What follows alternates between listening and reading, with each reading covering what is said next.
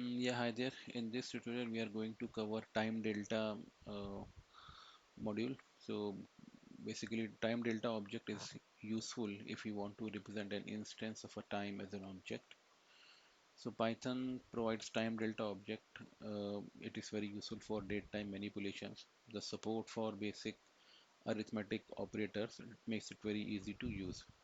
So first what we have to do is we have to import time delta from datetime module. So from datetime where we have to import time delta.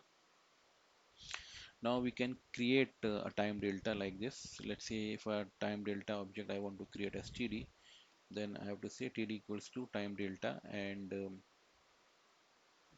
we can specify like what is the delta that we want to add, whether it's in days, seconds, microseconds, milliseconds, minutes, or weeks. So whatever delta we give, that we, for example, I'm just taking everything as 0, and I want to print this time delta td, which comes out to be 0. Okay, this, if you don't give anything, by default it takes everything as 0. So zd is another object. If I print zd, it will again show everything as 0, so 0 time delta. Now let's say we do some basic operations on time delta object. So we have on object A, in which I am storing time delta as 4 hours and 100 seconds.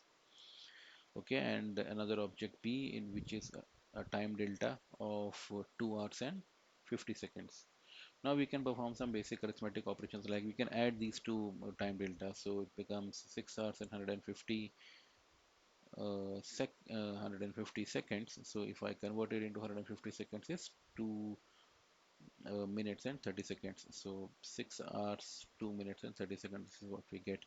We can subtract the two, so we can say a minus b, so it subtracts these two deltas as 2 hours and 50 seconds.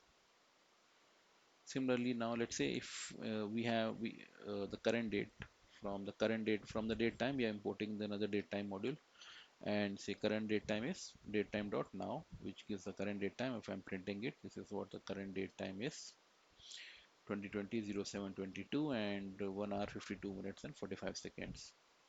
Now based on this current time that we have, and the time delta, we can create future times, and at the same time we can create the past time. So let's say I want to create a new object which is 2 days in future, that is 2 days ahead.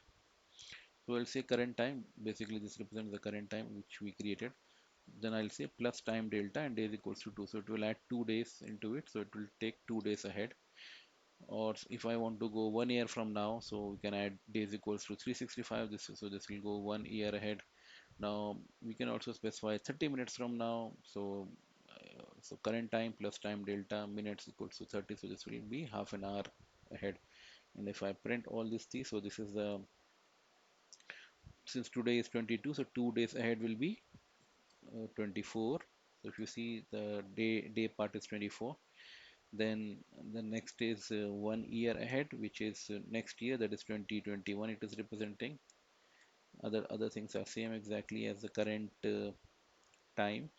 And the next was 30 minutes forward, that is 30 minutes ahead. So current time is 152, so 30 minutes is 222. Now similarly we can go in the past also. We can say current time minus time delta 1 hour 30 minutes, so it will go in the past, that is 1 hour 30 minutes before the current time. Similarly, we can go current time minus time delta days equals to 30, so 30 days before, that is 30 days in the past, that is 1 month, you can say. So accordingly we get the output.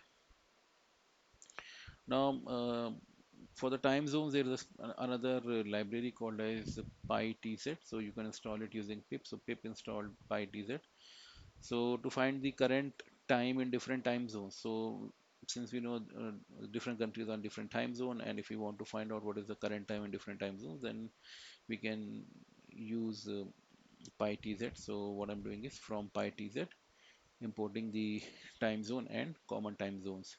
Now I'm just importing one random module. So basically I'm just creating a loop, and taking the creating a range function in which I'm passing a number as 4. That is basically it will run the loop 4 times. 0, 1, 2, 3. These will be the values. Okay, now for each time it runs, I want to select a time zone randomly. So basically random dot choice and common time zones. Else it will randomly select a time zone and it will assign it to zone and it will print the time zone. So this is what is printing. So this time zone it got Europe, Vadis, and then it actually uh, printed that time in that particular time zone. So this is what is the time in this particular time zone. So another is the Europe Vatican. Now this is the current time in this time zone. So Pacific Nomunia, this is the time there, and Pacific uh, Funafuti, this is the time there. So in this way uh, we can convert the current time into the different time zones by just simply saying datetime dot now, and within this datetime dot now I'm specifying the time zone, I'm calling the time zone function and passing the exact time zone in which we want to convert it into. Plus if we want we can add whatever data object that we get, we can also add some time delta component to it like 30 minutes or other time delta components to create the future or the backward times. So that's what the time delta module is all about. So that helps in basically adding a small portion of different components of the time to the current time. So we can easily create the new dates which could be there in future or it could be in the backwards, and then we can perform some operations on it, arithmetic operations. So that's it for this tutorial. Thank you.